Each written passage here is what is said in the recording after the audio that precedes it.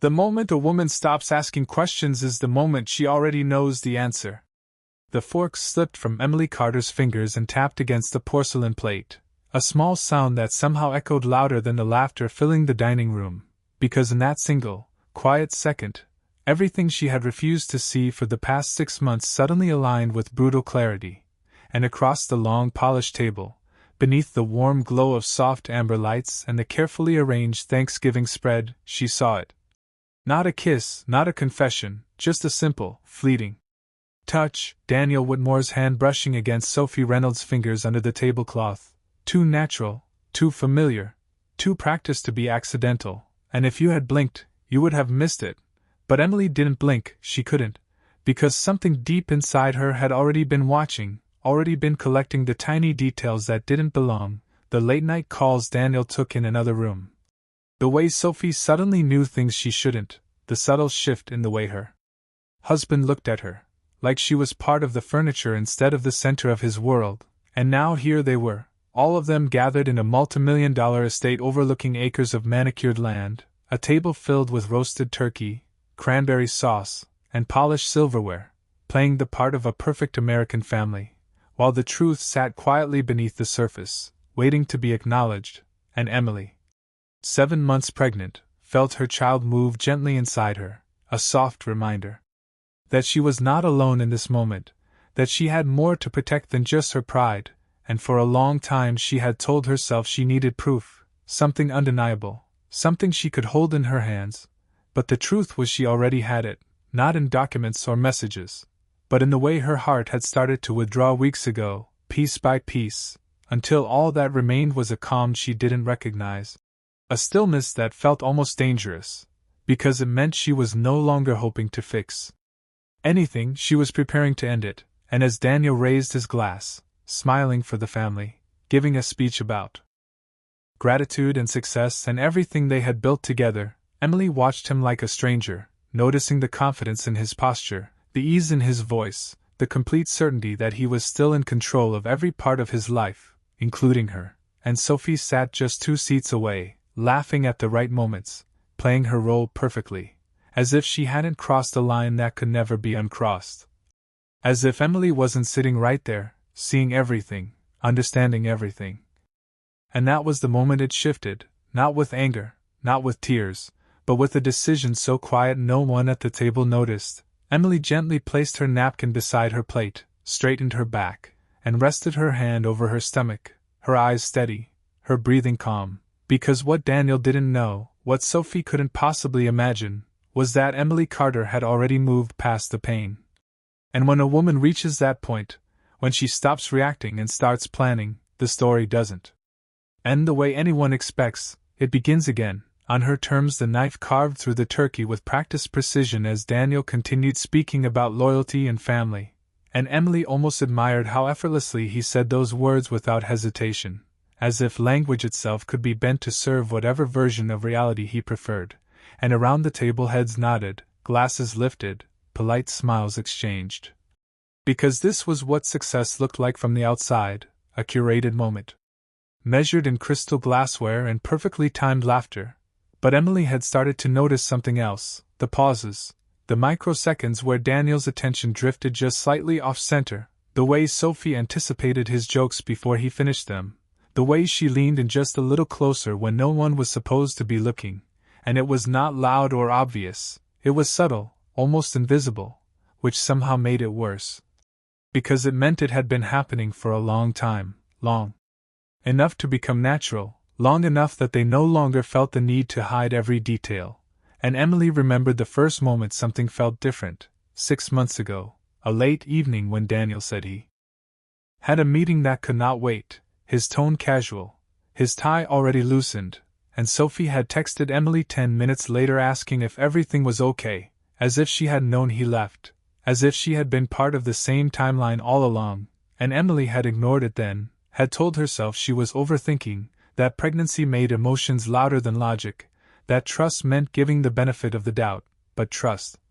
she realized now, had quietly turned into blindness, and blindness had a cost. And as the dinner continued, Emily's hand rested over her stomach again, feeling the steady rhythm beneath her palm, grounding her, reminding her that whatever came next was no longer just about her dignity. It was about the future she was about to build for someone who depended on her strength. And Daniel's voice rose slightly as he finished his speech, thanking Sophie specifically for being such a supportive friend to their family. And the room responded with gentle applause, a soft wave of approval that seemed to seal the illusion in place. And Emily almost smiled at the irony, because support had many meanings, and loyalty had many definitions, and sometimes the difference between them was the line people chose to cross when they thought no one would notice. And that was the moment Emily reached for her glass, her fingers steady, her expression composed. Because she had spent the last 3 weeks quietly preparing for this exact scene, not emotionally, that part had already happened in the silence of early mornings and sleepless nights, but strategically, methodically, with the same precision Daniel used to build his empire. She had reviewed financial records, confirmed ownership structures, spoken to someone who understood the language of contracts better than feelings, and every answer had led her to the same conclusion. Daniel Whitmore believed he controlled everything. But control was only real if no one challenged it, and for the first time in their marriage, Emily was ready to challenge it completely, not with anger, not with accusations thrown across a dinner table, but with something far more disruptive, clarity. And as Sophie reached for the serving dish, her bracelet catching the light in a way that made it impossible to ignore, Emily recognized it instantly, not because it was expensive, although it was, but because it was identical to the one Daniel had once promised to design exclusively for her, a promise he never fulfilled, at least not in the way she expected. And that small detail, that quiet confirmation, settled everything with a finality that felt almost peaceful. Because doubt no longer had a place in this story, only decisions did, and Emily Carter had already made hers long before anyone at that table realized the evening was about to change in a way none of them could undo. There is a moment when silence stops being weakness and becomes control. Emily Carter let the conversation flow around her like background noise, the clinking of glasses, the low hum of polite laughter, the soft scrape of silverware against fine china, all of it continuing as if nothing had shifted, as if the ground beneath this carefully staged evening had not already cracked beyond repair. And she noticed how easily people accepted what they expected to see. How no one questioned the picture placed in front of them, because Daniel still looked like the composed, successful man they admired, and Sophie still played the role of the supportive friend with effortless precision, her smile perfectly timed, her posture relaxed, her presence justified by years of shared history that now felt rewritten in ways Emily could finally understand. And for a brief second Emily allowed herself to remember who she used to be before all of this, the version of her that trusted without hesitation, that believed loyalty was something permanent, that thought love meant safety. And the memory did not bring pain anymore, it brought clarity, because she could see now how much she had grown beyond that version, how much she had learned simply by paying attention. And Daniel leaned back in his chair, confident, comfortable, completely unaware that every small detail he had overlooked had been quietly collected, analyzed, and placed into a pattern he could no longer control. And then he made a mistake, a small one, almost insignificant, but enough. He reached for Sophie's glass instead of his own, their fingers brushing again, and this time he did not pull away as quickly, just a fraction of a second too long, but long enough. And Emily saw Sophie glance at him, a quick flicker of acknowledgement passing between them, something unspoken but undeniable. And that was when Emily moved, not abruptly, not dramatically, but with intention. She reached beside her chair and picked up the slim leather folder she had placed there earlier, unnoticed. Waiting, and the weight of it felt steady in her hands, grounding, real, because everything inside it represented weeks of quiet preparation, of decisions made without emotion clouding the outcome. And she placed it gently on the table, the soft sound barely noticeable at first, but enough to draw Daniel's attention when he glanced down, his expression shifting just slightly. Curiosity replacing confidence for the first time that evening, and Emily met his eyes, calm, steady, composed in a way that did not match the situation he thought he understood, and for a brief second he hesitated, as if some instinct deep inside him recognized that something was off, that the version of his wife sitting across from him no longer fit the role he had assigned to her. and Sophie's smile faltered almost imperceptibly, her hand retreating back to her lap, her posture adjusting as if she too sensed the shift. And Emily did not rush the moment, she allowed it to breathe, to stretch just enough for the room to feel the change without fully understanding it, and then she spoke, her voice even, controlled, carrying just enough weight to cut through the conversation without raising in volume. "Daniel," she said, not as a question, not as a plea, but as a statement that demanded attention, and the room quieted in response, subtle at first, then complete, because tone has a way of commanding presence more than volume ever could, and Daniel straightened slightly, his confidence returning out of habit, out of years of believing he could manage any situation placed in front of him. But Emily already knew that belief was about to be tested in a way he had never prepared for, and she slid the folder across the table toward him, slow, deliberate, her gaze never leaving his, and the movement itself felt louder than anything said so far, because it carried intention, it carried finality, it carried the kind of quiet certainty that does not ask for permission, and as Daniel's hand moved toward it, as his fingers touched the edge of something he had not anticipated, Emily Carter did not feel fear, she did not feel anger. She felt something far more powerful, she felt in control, and for the first time that evening, Daniel Whitmore did not know what was coming next. Daniel Whitmore's fingers paused on the edge of the folder for just a fraction of a second, but in that fraction Emily saw it, the first crack in the certainty he had carried all evening, the subtle hesitation of a man who suddenly realized he might not be the one controlling the narrative anymore, and then he opened it, slow at first, then faster as his eyes scanned the first page, his expression shifting in stages. Curiosity fading into confusion, confusion tightening into disbelief, because what he expected to see was not what lay inside, not an emotional letter, not a dramatic accusation, but something far more precise, structured, undeniable, legal language printed cleanly across thick white paper, and the room, which had already quieted, seemed to hold its breath as the seconds stretched longer than they should have. And Sophie leaned slightly closer, her composure still intact but her attention now fully locked onto Daniel's reaction, searching for cues, searching for control, but there were none to find, because Daniel did not look at her, he did not look at anyone, his eyes remained fixed on the documents in front of him as if reading them again might change what they said, but the words did not change, they did not soften, they did not leave space for interpretation, and Emily watched him carefully, not with satisfaction, not with anger, but with a calm awareness that this was the moment everything shifted from assumption to reality, and when he finally looked up, the confidence he had worn like a second skin was no longer fully there, it flickered, replaced by something sharper, something uncertain, and he spoke her name, not loudly, not forcefully, but with a controlled edge that suggested he was trying to regain ground he had already lost. "Emily," he said, as if the name itself might pull her back into the role he understood, but Emily did not move, she did not react in the way he expected, because she was no longer standing in that place, and Sophie's voice followed, softer but more urgent, asking what was wrong, reaching toward the folder as if she could intercept whatever was happening before it fully unfolded, but Daniel closed it slightly, not completely, just enough to signal that he was not ready to share, not yet, not until he understood it himself, and that small action spoke louder than any denial could have, because for the first time Sophie did not have access to the same information he did, and the balance between them shifted in a way neither of them anticipated. And Emily let the silence settle, she let it stretch, because silence has a way of forcing people to fill it with truth, and Daniel's jaw tightened as he looked back down again, flipping to the next page, and the next, and each page added weight, not just to the situation, but to his realization that this was not impulsive, this was not emotional, this was prepared, structured, executed with the same level of precision he respected in business but had never expected from the woman sitting across from him. And Emily finally spoke again, her voice steady, measured, carrying no trace of the emotion he might have used against her in the past.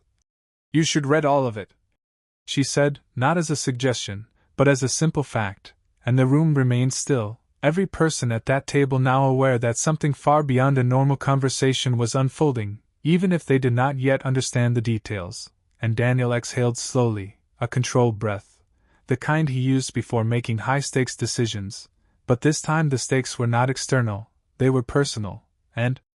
personal situations do not follow the same rules, and when he reached the final page, his hand stopped, his fingers pressing lightly against the paper as if grounding himself, and he looked up again, this time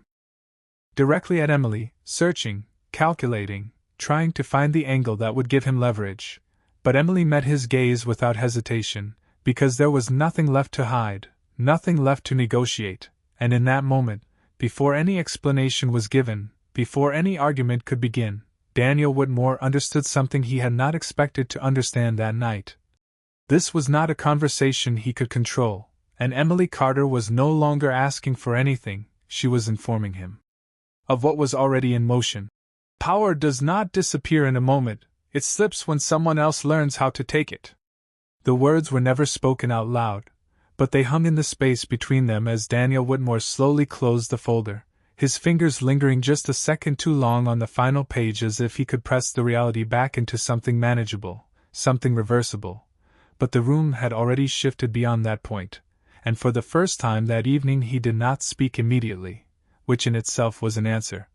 Because Daniel had always been the first to respond, the one who filled silence with direction, with certainty, with control, and now he sat there calculating, measuring, trying to understand how much Emily knew, how far she had gone, and more importantly how much damage had already been done, and Sophie's composure began to crack in small, almost invisible ways, the tension in her shoulders, the way her eyes moved between them more quickly now, searching for an opening, for reassurance, for anything that would restore the balance she thought she understood, and she leaned slightly forward, her voice softer but edged with urgency, asking Daniel what the documents said, but he did not answer her, not directly, because answering her would mean acknowledging something he was not ready to admit, not in front of everyone, not in a room that still held witnesses who did not yet know the full truth, and Emily noticed that hesitation. She recognized it as the moment strategy overtook instinct, the moment he began to think like a businessman instead of a husband, and she knew exactly what he was doing. He was buying time, looking for leverage, searching for a weakness he could exploit. But what he did not understand was that Emily had already removed every weakness he used to rely on, and she shifted slightly in her chair, not out of discomfort but out of intention, her hand still resting gently over her stomach, a quiet reminder of what grounded her now, and she spoke again, her voice even, almost conversational.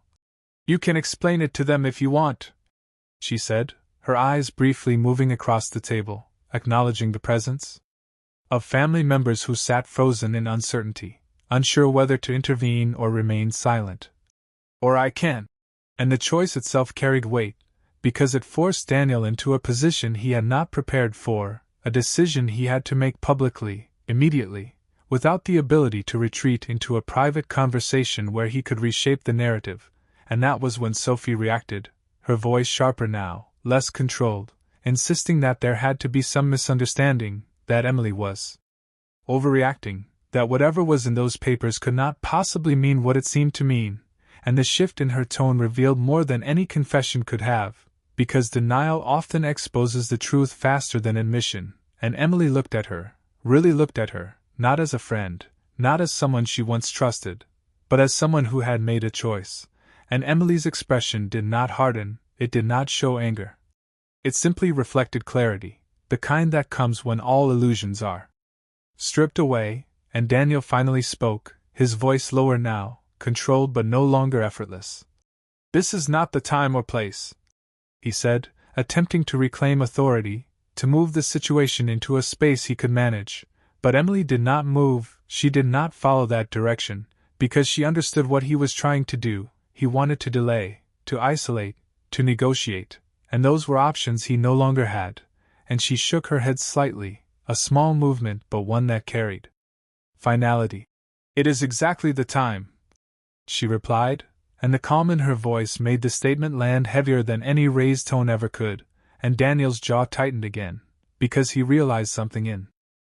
that moment that he had not fully grasped until now. Emily was not reacting, she was executing, and everything unfolding at this table had been set in motion long before he noticed the first sign, and as the silence returned, thicker now, more defined, Daniel Whitmore understood that whatever he said next would not undo what had already begun, because Emily Carter was no longer part of his narrative.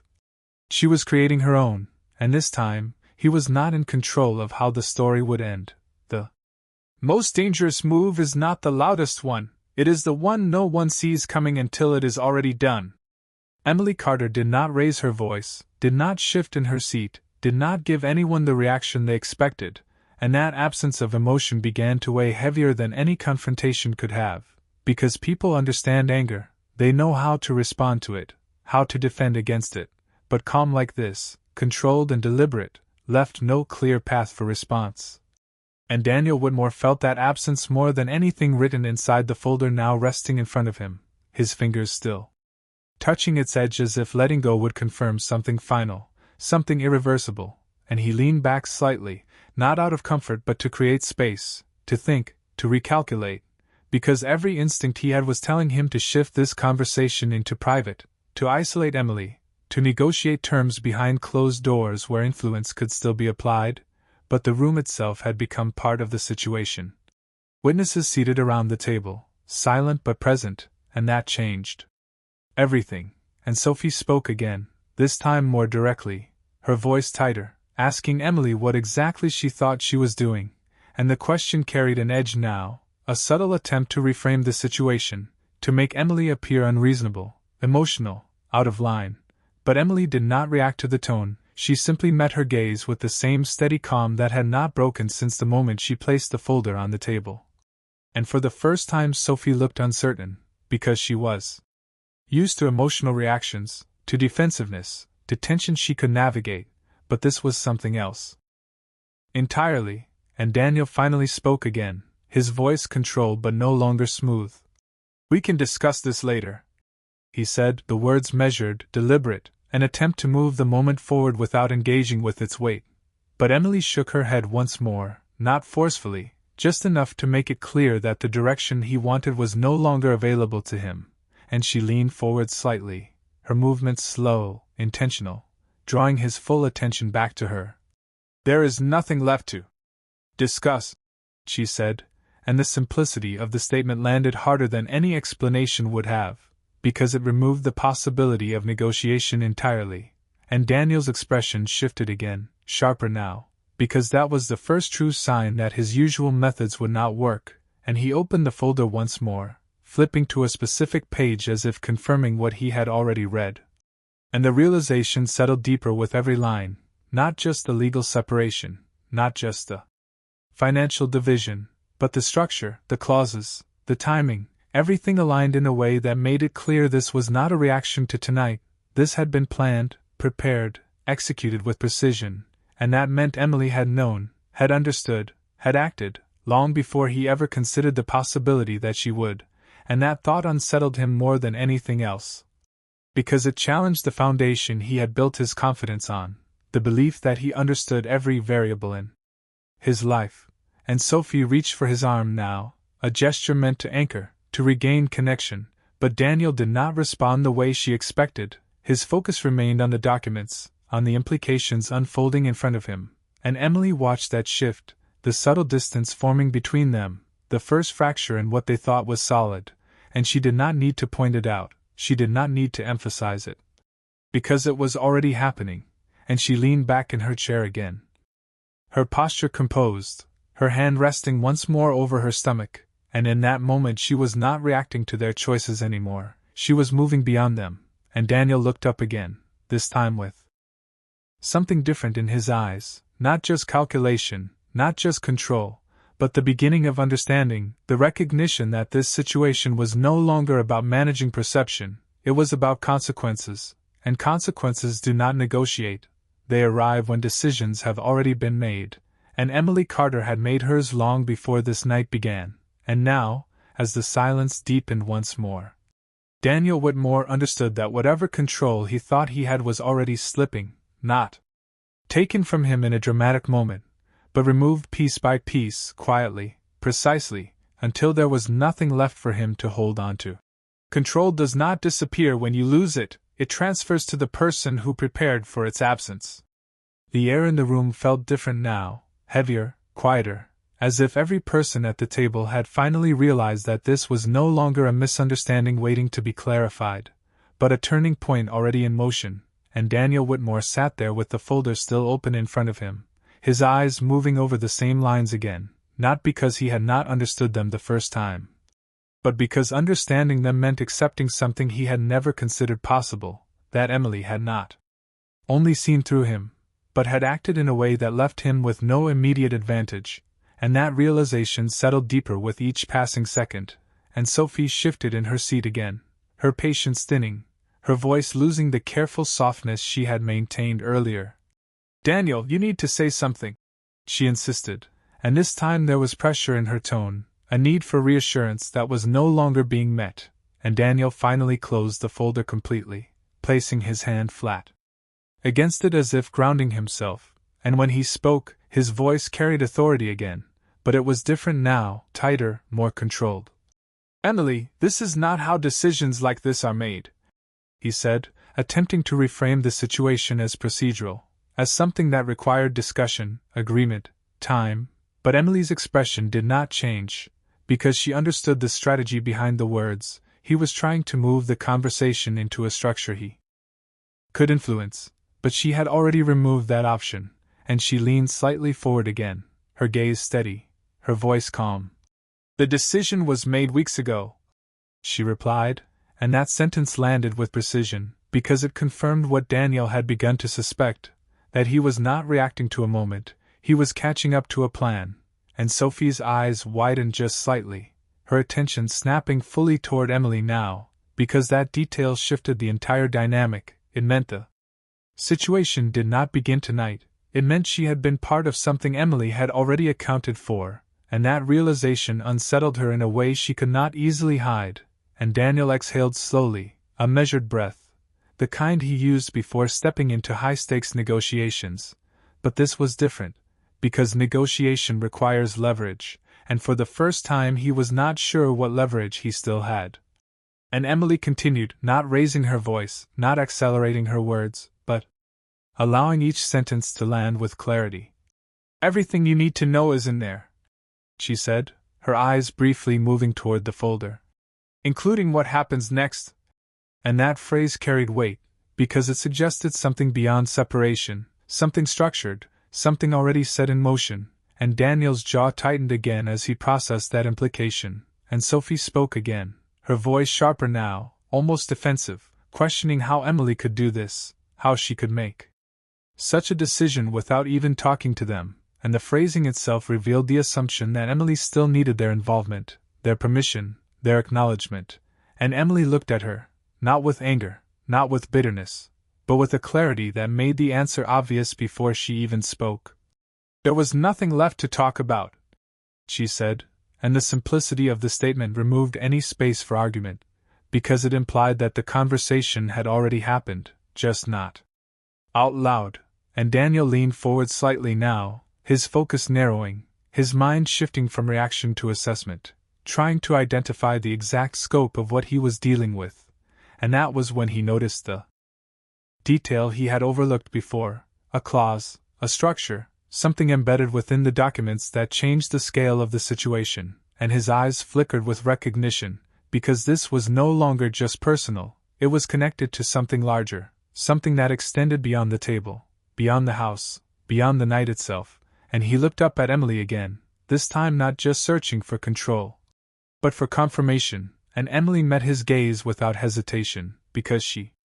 already knew what he had seen, she had placed it there intentionally. And in that moment, without raising her voice, without creating a scene, Emily Carter revealed something far more powerful than confrontation. She revealed that she had already moved several steps ahead, and Daniel Whitmore was only just beginning to understand how far behind he had fallen.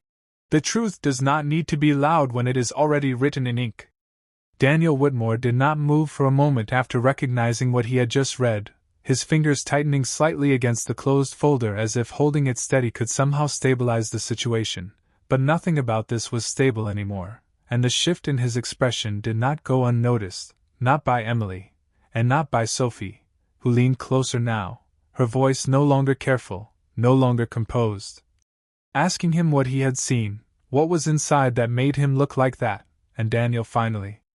turned his head toward her, but there was no reassurance in his gaze this time, only calculation, only the quiet processing of a reality that had expanded far beyond what either of them had expected, and Emily watched that exchange with calm precision, because this was the moment she had designed, the point where uncertainty would replace confidence, where the balance between them would begin to fracture without her needing to force it. And Daniel spoke again, slower now, more deliberate. "You transferred shares," he said, his voice low but clear enough for the room to hear, and the words landed with immediate weight, because they carried implications no one at the table had been prepared to consider, and Sophie's expression shifted sharply, confusion flashing across her face as she tried to understand what that meant, while Emily simply nodded once, a small acknowledgement that confirmed everything without needing explanation, and Daniel continued, his tone tightening as he connected the pieces. "Not just transferred, consolidated," he added, and now the structure was becoming visible, not just to him, but to anyone listening closely enough, and Emily's calm did not break, because this was no longer revelation for her, it was confirmation, and Sophie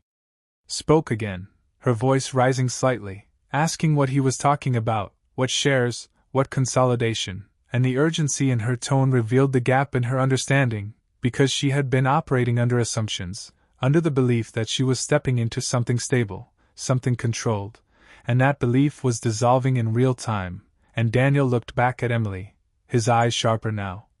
searching for the full extent of what she had done, and Emily met that gaze without hesitation, because she had already anticipated this moment, and she spoke again, her voice steady, measured. 51%,